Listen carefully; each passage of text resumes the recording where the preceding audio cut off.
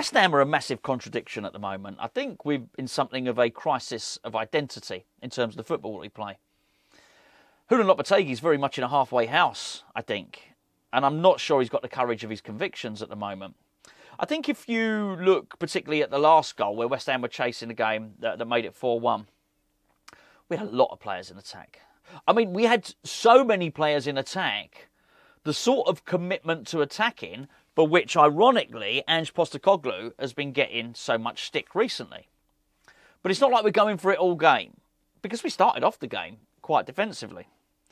And this is sort of irrespective of what my own opinion is on what football should or shouldn't be played, but you do want a manager to stick to his convictions. I'll give you an example on this, and that was something that Ange Postecoglou said in an interview a few days ago. They got beaten by Brighton, largely due to a bad second-half performance, and there was a journalist who asked Postecoglou, do you think you should be more pragmatic, Ange? Do you think you should play more defensive football? And Postecoglou's reply, I thought, was a really good one. And he said, look, mate, of course he said, mate, he said, it's not easy to climb up the footballing ladder where I come from and for that part of the world. I think he means to be an Australian coach in football's not easy. To get noticed over in Europe was his point. He said, so I had to play a really attacking brand of football and I had to have some footballing principles. And what he was suggesting was that brand of football made him stand out from the crowd. Got him noticed. Came over to Europe, obviously did really well, eventually ended up in the Premier League.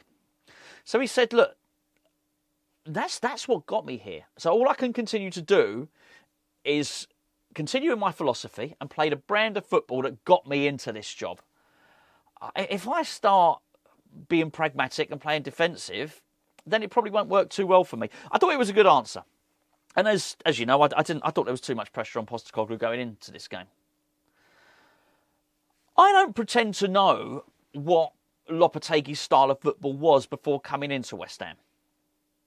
And in many respects, I was reliant on what other people had said. However, the words of Troy Deeney were ringing in my ears when he turned around and said, I've seen Postecoglou play football. This is at the start of the season. He said, and West Ham fans may well find that what they have is somebody that's not drastically different to David Moyes. And I thought that was really, really interesting. And the longer it goes on, the more profound Troy Deeney's comments, who would have thought that sentence, I would have just said that sentence, the more profound Troy Deeney's comments have appeared to be. Now, don't get me wrong. I think David Moyes is looking better with every bad result that Lopetegui gets. But I do think there's a collective amnesia, not from West Ham fans, but from the media. The media want to reflect on David Moyes, but they do not factor. Last season is not a factor, so they stop at Prague. So be it TalkSport or we was watching it was TNT Sports. It was Ali McCoist and I don't know who the co-commentator was for the game against Tottenham. But you could be forgiven for thinking if you hadn't watched West Ham play last season and all you did was listen to the media, could be forgiven for thinking that David Moyes was a successful defensive manager. You wouldn't have thought that teams had put 5 and 6s past West Ham last season. We'd had our worst ever defence in the Premier League history was last season. As I say, the records, as far as they're concerned, the records stop at David Moyes. And I sort of looked at what was happening with Lopetegui. And I looked at the first half. And the first half was really interesting. Because I thought we played counter-attacking football. And it's very easy to look at the second half and be, sort of so disgusted with everything that happened that you don't realise and appreciate what was happening. I'll give you another example. During the first half, the commentary team spoke about Michail Antonio. And they said Michail Antonio had done an interview to reporters whereby he had said that the club and the players were still adjusting to the change of tactics between Lopetegui and Moyes. It was sort of inferred that there was a big change. It was a big culture shift. What the players were asked to do under David Moyes was so different to what they were being asked to do under Lopetegui. And it was taking a while. It was taking a while for that messaging, for those tactics, for that mantra, that ethos to filter down into the players. And it wasn't so much the messaging. I understand it. I understand the concept of that. But it was the timing of it. Because at the time when the story was told, it was during the Tottenham game. It was in the first half. And we were defending for our lives. Now, it was being successful, by the way, because we went 1-0 up in that first half. And the first half, I thought, looked very Moyes-like. Very, very Moyes-like indeed. In fact, I don't know if you saw it, but if you were watching it on TNT, but Peter Crouch popped on at one point, and I thought the punditry team was really odd, by the way. Can I just say that? It was Peter Crouch, ex-Tottenham. You had Glenn Hoddle, ex-Tottenham. And you had Les Ferdinand. I know he played for West Ham, but it was very much at the end of his career, and he was far more considered himself. But Les Ferdinand will tell you he's a Tottenham fan.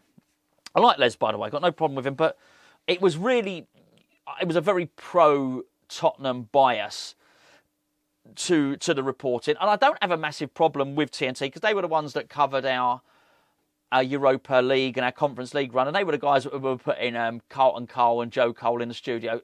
I don't have a bigger an overly negative opinion of TNT. I just thought on this one it was very Spurs heavy, basically. But anyway, Peter Crouch popped up, and he was on pitch side, and they said, "Can we have your opinions, please, Crouchy?" And he said, West Ham are very hard to break down. They're sitting back, and when teams play like this, it's very, very difficult. They're very difficult to play against. I sort of concurs. We were tackling well, we were blocking well. Rodriguez did some great blocks. Kilman did.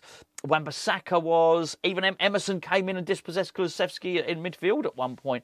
I thought we were defending really well and hitting them on the counter-attack. And maybe someone smarter tactically to make and point some of the nuances out, but it looked pretty Moyes-like to me. And it looked like we were doing a job. And here's where the crisis of confidence comes in, because go back to what I was saying earlier about that fourth goal. I don't know if Lopetegui's going to have to decide what he wants to be on this. Because the way we capitulated, and those goals that were scored, by the way, so what, 2-1, 3-1, 4-1, those goals were within 8 minutes. We were committing so many men forward that it probably would have done Postecoglou proud the way we were attacking. I'm not saying we were effective at it, by the way.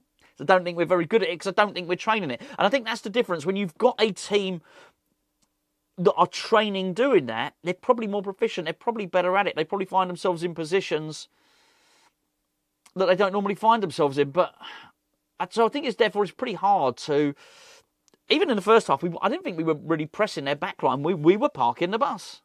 They would call it a low block, but we were parking the bus, right?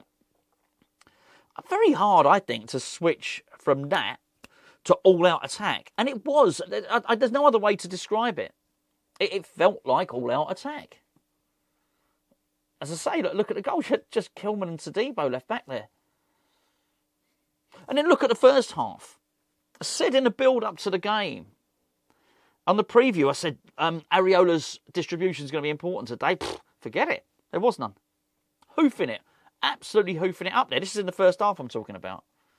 Well, I'd say in the first half, it continued. His distribution was poor, and his distribution prompted a lot of attacks. But I don't overly blame Areola. I think this was instruction. And I thought, well, what are we doing here? Because that in itself is slightly different to the version of Lopetegui that I'd heard, that he likes to keep possession at the back, passing it around at the back for passing it around's sake. It's just odd. I find it odd, and I think, as I said at the start of the video, I think we're lacking identity. I really do. I think he's going to have to come up with something. Just decide what he wants to be. Not sure he's going to have the time. That's a bad one to lose. It's a bad one to lose, because people are going to compare you to Moyes. As I say, the things he did badly are going to be erased from records, and the things he did well are going to be used against you. That's what Lopetegui here. And Moyes did well against Tottenham. So I'm not sure he's going to get the stay of execution. There's another dynamic here, and I think the video's gone on too long for me to discuss it now, but there is another dynamic here which I think is going to be very, very interesting. It's certainly going to put pressure on the hierarchy here at the club to make a decision. Things were... I said I wasn't going to start judging Lopetegui until November. And I'll stick to that. I'm certainly, as I said in yesterday's video, I'm not calling for him to be replaced or anything like that. But we're sort of getting there, aren't we? We're sort of nearly there now. And you'd want to see things getting a little bit better. And I'm just wondering if he's going to do that. I'd like to know what the team are doing, as I don't see too many that are able to switch between tactics. Maybe Arsenal. Arsenal can, almost have 4 centre-backs at the back, and, when they play Man City, they can surrender possession and just soak up the pressure. And then when they play lesser teams, they will have the possession. They'll play, a more expansive game. But that's Arsenal. They've got loads of world-class players, and, I know he's a grumpy, horrible what's it on the touchline, Arteta, but he looks to be an excellent manager, doesn't he? So I'm not sure at a club like West Ham you can implement these 2 tactics. And he did want to win the game. He tried to get those subs done early. He just couldn't do it. He tried to attack them and get the game, bring the game back to Tottenham. He just couldn't do it. He wasn't able to. I know what had happened. If we'd have gone 2-1 down, Moyes would have still stayed back, and he wouldn't have committed as many men forward. And that might have worked, by the way. And now, see, I'm lacking confidence because I don't know which would have been better. But anyway, look, I'm allowed to do that. I'm just sat here in my shed talking about football. The manager's not allowed to do that. The head coach, whatever you want to call him, he's got to have more. He's got to be assertive. He's got to have the courage of his convictions. He's got to have an assuredness in his purpose, and he's got to believe in his philosophy. And I couldn't help but think when I was watching that game about that interview that Postecoglou did. How his philosophy wasn't up for negotiation. He was going to play his way. And if Tottenham lost, then they were going to lose. They were going to lose doing it his way. West Ham lost against Tottenham. But I'm not entirely sure we lost doing it Lopetegui's way.